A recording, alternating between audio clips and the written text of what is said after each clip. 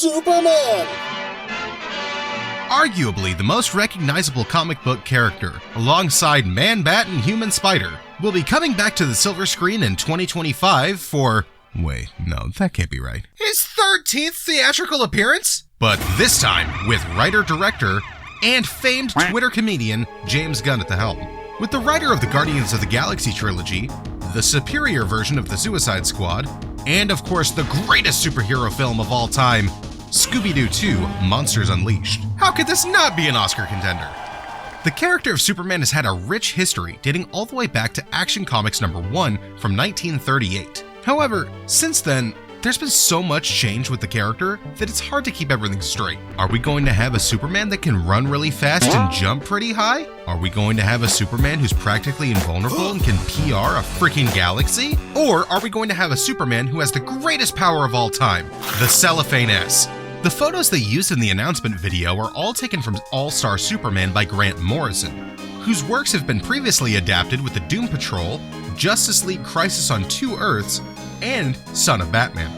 Being that Morrison is the creator of Damian Wayne, who James Gunn just recently said is his favorite Robin and will be debuting in the Batman Brave and Bold film, it would seem that Gunn is a big fan of Morrison's work.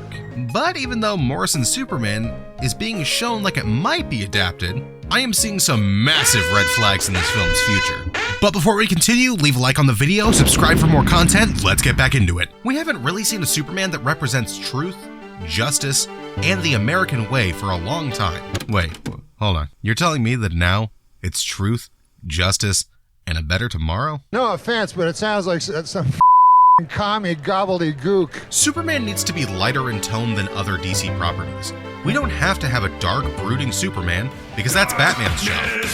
James Gunn has to make Supes a beacon of light and positivity. I know that can come off as boring, but the message of Superman has always been to stay strong and overcome obstacles that ordinarily would be crushing and dark. Kal-El has to be the most positive superhero in DC. Others could be dramatic and thought-provoking, or even zany and over the top. But to me, Superman has always been an allegory for optimism and determination and core American values. And with the times we've been living in the last couple of years, they're in very short supply. James Gunn has been known for taking smaller properties that not many people have heard of and turning them into more comedic films. Guardians of the Galaxy, for example, is a team from the 1970s that were relatively obscure for decades until Kevin Feige and James Gunn turned them into one of the most recognizable properties that Marvel has. But with these films, Gunn was able to take characters with little recognition and revamp them with heart and some sweet dance moves to make them loved the world over. But Superman will give him a much, much more difficult task. With his work on the Guardians, that was easy. The general public had no expectations. They didn't know them. However, Superman is the OG superhero. He is the face of DC and the most popular character from the Snyderverse. Superman Legacy will be coming out in just a few years, and Gunn will be writing and directing. Knowing that this will be the big jumping off point for their new universe, and the fact that the writer-director is also the head of the production studio, it's fair to say that we will all be very critical of the story, characterizations, and visuals of the film.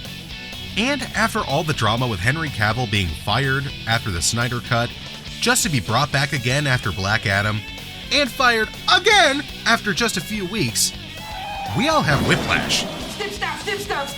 And we all just need a good rendition of Big Blue to basically roofie us from the last 10 years of DC movies.